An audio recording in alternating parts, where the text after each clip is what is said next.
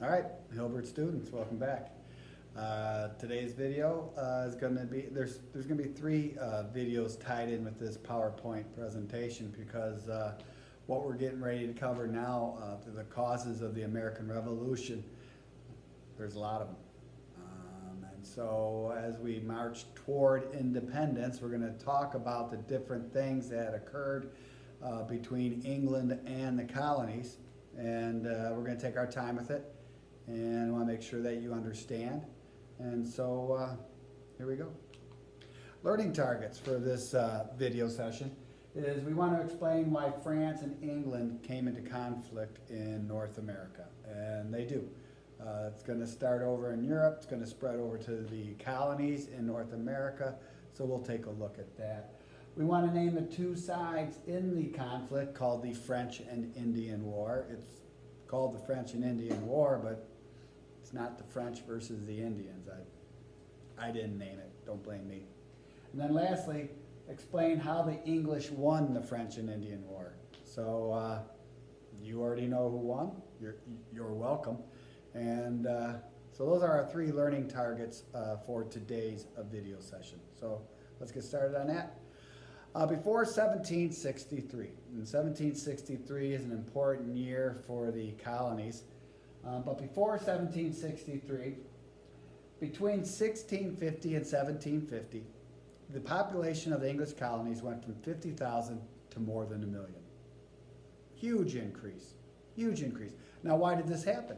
Well, there's a number of different reasons why. One, cheap land. Now, land in Europe was pretty much already spoken for, all of it. There was probably no available land for anyone. So let's say that I am a father, I've got 3 sons. They all live with me, I die. Who gets my land? The oldest son. What happens to the other 2? They're kind of out of luck. Gee, if only there was a place with lots of available land that those 2 sons could move to for a fresh start. I wonder what that would be. The colonies. All right, so cheap land. People came over for that. Religious freedom. We've talked about the formation of the 13 colonies and the fact that all these people came over for religious freedom. Puritans, Pilgrims, Quakers, Catholics, lots of different groups coming over for religious freedom. Economic opportunity, definitely. Brand new country, lots of things. You want to come over and start your own farm, do it. You want to come over and start your own business, you can do it. So a lot of opportunity also drew settlers to the colonies. And then Americans had more freedom. They did.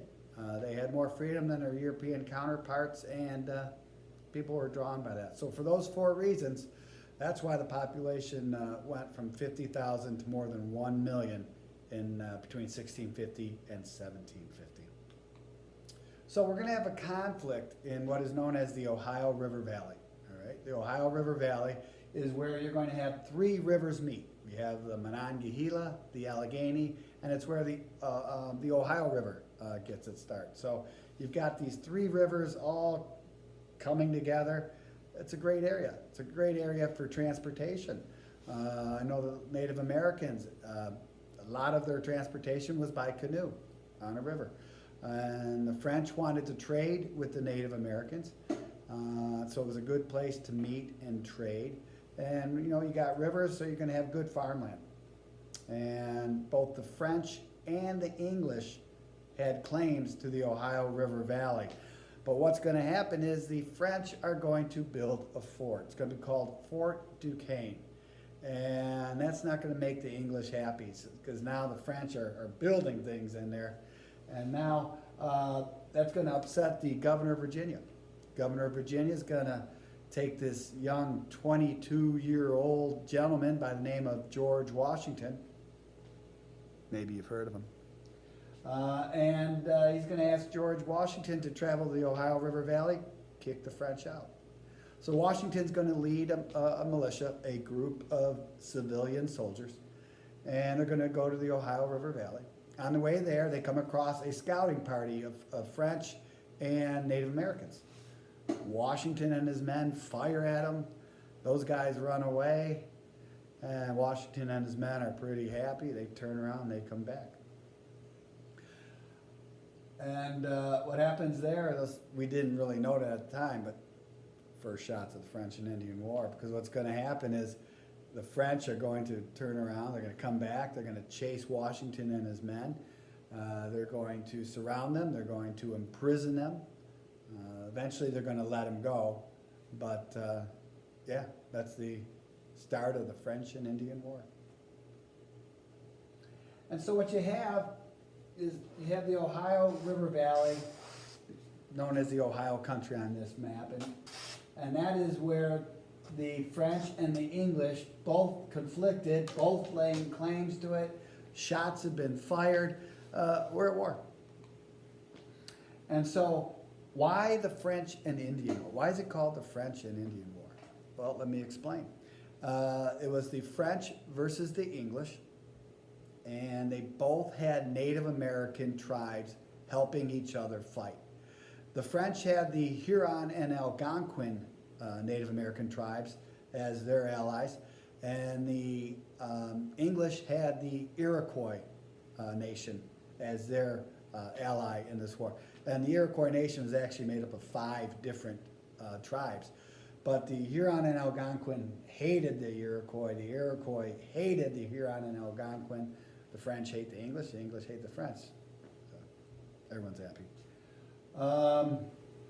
And so England wants the colonists to help fight.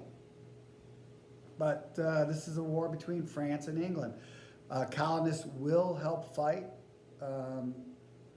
We'll get to that in a little bit.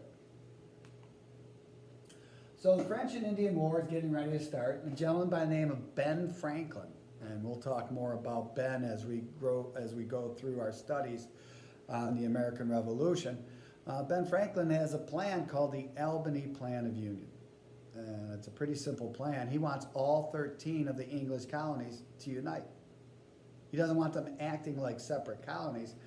Ben is trying to convince them that, hey, if we join together, we have a better chance of winning this war. And the colonies listen, and they say, no, we don't want to do it. It was a good plan. They'll come back to it during the American Revolution. We'll talk about that in the future. But this is a famous cartoon created by Ben Franklin, Join or Die. And what you see a snake, and it's chopped into a bunch of pieces, and they're all labeled some of the 13 colonies. And Mr. Franklin's point of view on this is a snake is deadly if it's one piece, right? But you cut a snake up into different pieces like that, none of it's any good. So he wanted the colonies to join, and unfortunately they did not listen to Ben Franklin at that time. So you've got the French and Indian War, and so like I mentioned, you have a young George Washington, 22 years old. He is a major in the British Army.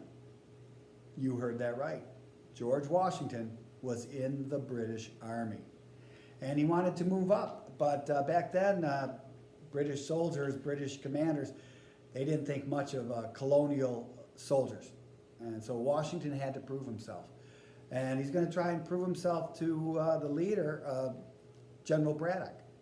And General Braddock does not want to listen to much of George Washington's advice. Back then, the British, they liked to fight. They liked to march in nice, long, straight lines. They played music while they marched. They wore bright red uniforms. And George Washington is trying to convince Braddock that they need to change their strategy. They're in the colonies now. They need to fight a different way. They need to adapt. They don't. And so Braddock and his men go into the Ohio River country, and with 1,400 soldiers, and 2/3 of them are going to be killed. It's a lot of soldiers. About 800 soldiers going to be killed.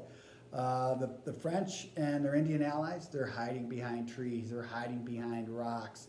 Are they coming out in the open and trying to fight the British? Absolutely not. They're using guerrilla warfare, and it's effective. 2/3 of the British troops are going to be killed. General Braddock, shot dead. George Washington discovers after this battle that he's got 4 bullet holes in his jacket. 2 of the horses that he was riding were shot while he was riding them. Just imagine, had one of those bullets connected, how history would be changed because George Washington would have been killed in that battle. So the British are going to have to adapt.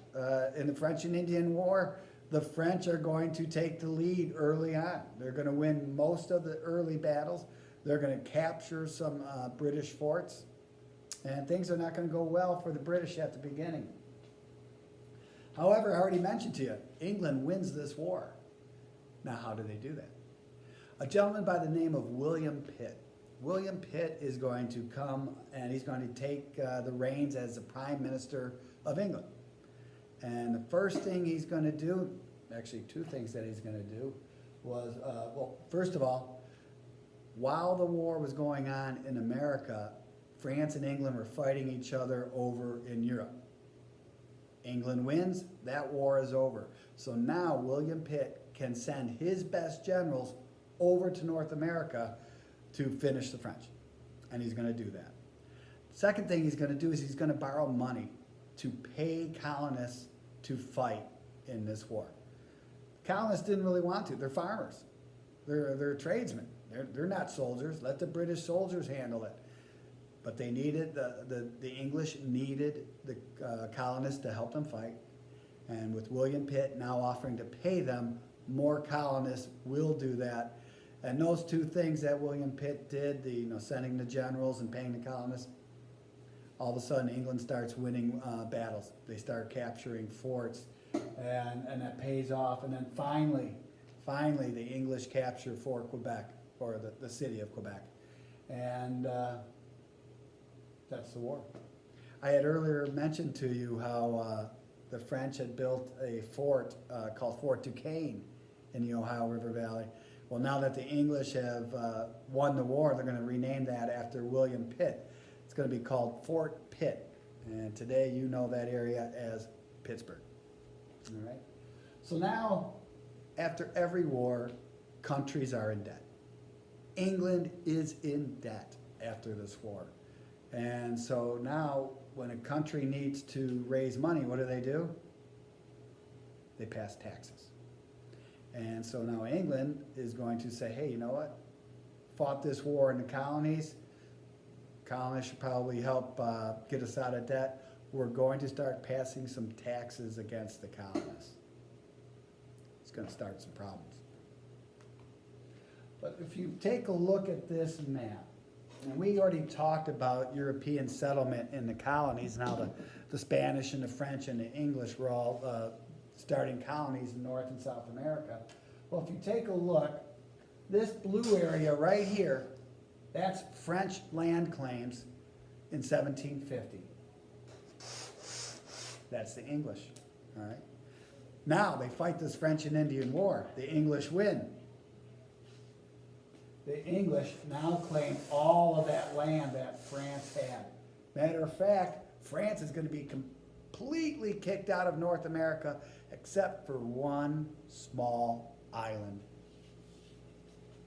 I'm not even sure you can see it. It's right there. It's in purple. That's the only North American land that France had left after the French and Indian War. So, I told you we're going to be talking about the causes of the American Revolution. French and Indian War is a big one. That got the ball rolling because after the French and Indian War, England is now going to start passing a whole bunch of taxes, and the colonists are going to fight each and every single one. I'll explain how they fight, why they fight, and their logic to it all. And that will come in our next video session. Thank you very much.